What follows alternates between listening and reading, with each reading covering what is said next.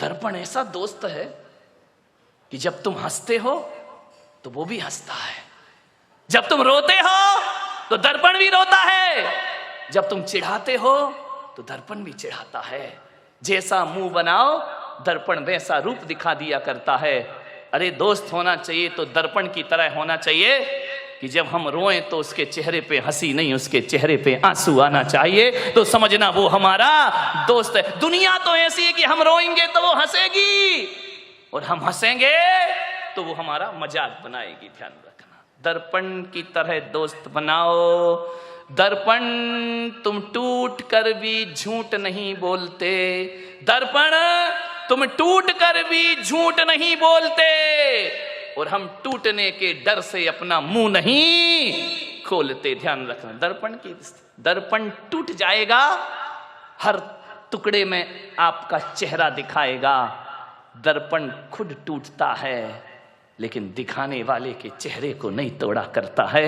वो दर्पण की तरह हमारा मित्र हुआ करता है, शीशे की तरह हमारा मित्र हुआ करता है। मैं आपसे निवेदन कर रहा हूं, कई जिंदगी में ऐसे भी क्षण आते हैं, कल तक जो दोस्त था आज दुश्मन बन गया, ऐसे भी क्षण आते हैं। कल से बिल्कुल याराना संबंध थे, आज दुश्मनों की तरह हमारे व्यवहार हो गए। कल तक साथ उठते थे, बैठते थे, आज एक दूसरे को देखने को तैयार नहीं है। मालूम है दुश्मनी कैसे बढ़ती है? कहा सुनी तो देखो हो जाती है। मानव जीवन है, अच्छा भी बोल दिया जाता है, बुरा भी बोल दिया जाता है, ये जिंदगी है, एक सी नहीं चला करती है। अरे कहा सुनी तो पति पत्नी में हो जाती है, कहा सुनी तो बाप बेटे में हो जाती है, भाई भाई में हो जाती है, दोस्तों के बीच भी हो जाती है। कभी ऊंच नीच बात बोल दी, कभी कोई बात दिल पे लगती है तो दुश्मनी बन जाता करती है। लेकिन मैं आपसे एक निवेदन कर रहा हूं कि आपकी जिससे दुश्मनी है, हमारी सबसे बड़ी कमजोरी क्या है कि जिससे हमारी नहीं बनती है, जिससे हमारी खटपट है, हम चार लोगों में बैठकर उसकी बुराई करते हैं। ध्यान रखना, और जो सुनता है मीडिएटर, वो सादी दाल तो भेजता नहीं है, मिर्च मसाले तो लगा ही देता। वो तो चाह रहा था कि इनके घर का सत्यानाश, इनकी दोस्ती का सत्यानाश कब हो जाए, वो मिर्च मसाले लगाएगा, वो तड़का लगाएगा। कुछ बोलोगे, कुछ बातें वहां तक पहुंच जाएंगी। मैं आपसे निवेदन करता हूं, दुश्मनी का सफर ज्यादा लंबा नहीं होता, दुश्मनी का सफर ज्यादा लंबा नहीं होता। कभी हम भी थक जाते हैं, कभी वो भी थक जाता है। ज्यादा देर लड़ाई कर तो लेते हैं हम, लेकिन एक बात बताओ, लड़ने के बाद, झगड़े के बाद वो रात कैसी कटती है? एक बात बता ईमानदारी से, जिससे दोस्ती है, जिससे अच्छे संबंध हैं, और यदि आपने झगड़ा कर लिया, लड़ाई कर लिया, वो रात चैन से कटती है या बेचैनी से कटा करती है? सारी रात करवट में बीता करती है। उसने ऐसा कहा, उसने वैसा कहा, अरे मेरा इतना बड़ा दोस्त ऐसा कहा, चैन नहीं पड़ेगी। ध्यान रखना, लड़ते समय तो मजा आता है, लेकिन जब वो सफर आगे बढ़ता है तो बेचैन हम भी होते हैं और बेचैन सामने वाला भी हो जाया करता है। ध्यान, चैन नहीं पड़ेगी, लेकिन क्या करें, बोलने का मन है, बोल नहीं पा रहे हैं। ध्यान रखना, हाथी निकल जाता है, पूंछ अटक जाती है। मेरे भाई, मन तो हो रहा है कि बोल ले, लेकिन पहले कौन बोले, मैं बोलूं या वो बोले?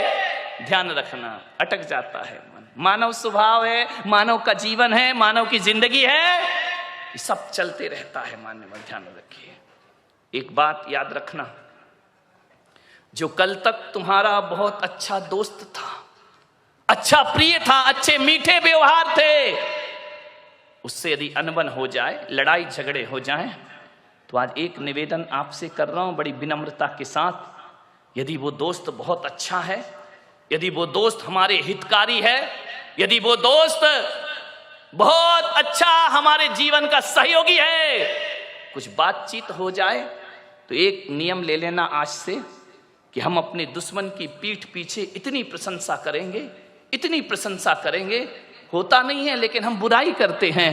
इतनी प्रशंसा करो, इतनी प्रशंसा करो, इतनी प्रशंसा करो, ये प्रशंसा जब उस दोस्त के पास पहुंचे तो शर्म से पानी पानी हो जाए और उसका भी मन करे यार छोड़ो दुश्मनी, आओ दोस्ती का हाथ बढ़ाते हैं, आओ प्रेम का संदेश लेकर। दुश्मन की प्रशंसा करना सीख जाओ। तुम दोस्तों की प्रशंसा करते हो, तुम चापलूसी करते हो, तुम बटरिंग करते हो।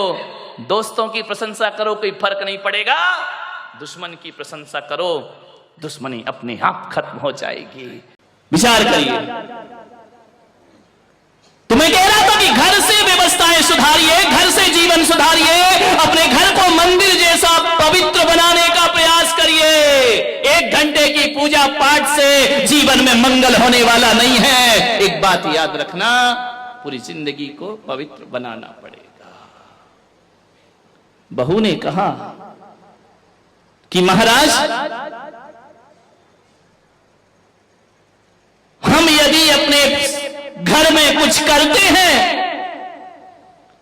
तो हमारी सासू, हमारे ससुर जी कहते हैं लिमिट क्रॉस हो रही है। हमसे कहा जाता है फ्रीडम ज्यादा मिल गया है, स्वतंत्रता ज्यादा मिल गई है। यह बातें बोली जाती हैं महाराज। और जब यही बातें हमारी ननन जब ससुराल से पीहर आती है ना, तो यही मां उसे समझाती है कि बेटा ससुराल में कैसे रहना, ससुराल की हुकूमत कैसे करना, ज्यादा सास से दबना नहीं, झुकना नहीं। जिस बातों का विरोध करती है मेरी, वही बातें वो मेरी ननंद को सिखाती है।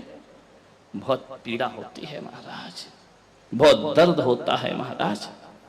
ये दोहरे मापदंड क्यों हैं हमारी माताओं के बीच में? मैं जानता हूं एक ऐसी सास को, वो मेरे दर्शन करने को आई। मैंने कहा अम्मा जी सुखी हो? अरे बोले सुखी तो हूं महाराज, बस एक दुख है। मैंने कहा क्या दुख है? बोले जो बहू आई है ना। तो मैंने कहा क्या हो गया उसको? अरे बोले कोई तमीज नहीं, माँ बाप ने कुछ नहीं सिखाया उसको। तो मैंने कहा तू सिखा दे। अरे बोले महाराज देखने गए थे, शादी की थी जब तो बड़ी सुशील लग रही थी, 8 बजे तक सो के नहीं उठती है। पूरा घर उठ जाता है, वो सोती रहती है। बड़ों को बड़ा नहीं समझती, छोटों को छोटा नहीं समझती, बड़ी बेरुखी से बात किया करती है। बहुत दुखी हूं महाराज, जब से ये बहू आई है मेरे जीवन में नरक हो गया। मैंने कहा और मामा जी बेटियां कैसी हैं? अरे बेटियां, अरे क्या बताऊं महाराज, क्या किस्मत लेकर आई हूं मैं, क्या पुण्य कमाए थे किस जन्म में। मैंने कहा क्यों क्या हुआ? बोले ऐसे कंवर साहब मिले हैं, ऐसे कंवर साहब मिले हैं। मैंने कहा कैसे मिले हैं? अरे हीरा है हीरा। मैंने कहा कैसा हीरा? बोले बेटी को उठने तक नहीं देता, चाय बना के दे देता है, और जो बेटी कहती है वही करता है। कौन से जन्म में मैंने ऐसे पुण्य कि ये दोहरे मापदंड। बहू को कहती है किस्सों के समय पे नहीं उठती, और दमाद से कहती दमाद हीरा है। बेटी की जुबान पे बात नहीं आती और कंवर साहब पूरा कर दिया करते। पिक्चर दिखाने ले जाते हैं, घुमाने ले जाते हैं, बाहर खिलाने ले जाते हैं। तर गई महाराज बेटियों की तरफ से। तो मैं ध्यान रखना, तू तर नहीं गई, तू मर गई, ध्यान रखना। विचार ये स्थिति हमारे घरों की। बहू के लिए उसी चीज पर पाबंदी और बेटी के लिए उसी चीज की शिक्षा। ये दोहरे मापदंड नहीं चलेंगे, ध्यान रखिए। निवेदन है मेरा, मैं ससुर से और सासुओं से निवेदन कर रहा हूं, दोहरे मापदंड मत रखिए। एक जानते हो, एक महिला मंदिर आई, अम्मा जी रास्ते में मिली, नमोस्तु महाराज, प्रणाम प्रणाम। उनका अम्मा जी बड़ी खुश दिख रही है। बोले बहुत खुश हूं महाराज। मैंने कहा क्यों? मैंने कहा कितने बच्चे हैं तुम्हारे? बोले 4 बेटियां हैं। 4 बेटियां सुखी हैं? सुखी तो क्यों नहीं रहेंगी? जब मैंने उनकी शादी की थी ना, तो महाराज क्या बताऊं तुम्हें, मेरा भी दिमाग ऐसा चला। मैंने कहा अपनी लड़कियों की शादी वहां करूंगी जिस घर में सास नहीं हो, और सास नहीं है तो हुकूमत अपने हाथ में। इतनी मैंने कहा 4 मिल गए, ऐसे हमारे 4 मिल गए, राम लक्ष्मण भरत शत्रुघ्न से। सास नहीं है उस घर में। इतना राज करती हैं हमारी बेटियां, जो कहो वो होता है। तो मैंने कहा अम्मा जी और कोई कमी जिंदगी में? बोली एक कमी है। मैंने कहा क्या? बोले जो हमारा लड़का है ना, मैंने कहा हाँ। बोले 35 साल का हो गया। समझ गए क्या? ऐसी बातें आपको डायरेक्ट समझ में आती हैं। बोले 35 साल का हो गया महाराज। तो मैंने कहा हो गई नहीं। अरे बोले ऐसा नहीं, अभी तक कुंवारा बैठा है, शादी नहीं हो रही उसकी, बस एक तकलीफ है। मैंने कहा अम्मा जी लड़की देखने वाले नहीं आते क्या? बोले बहुत आते हैं, रिश्ते तो इतने आ रहे, लाइन लगी है। जो आता है लड़के को देखता है, घर जाता है, कहता जवाब देंगे, आज तक जवाब ही लौट के नहीं आता है।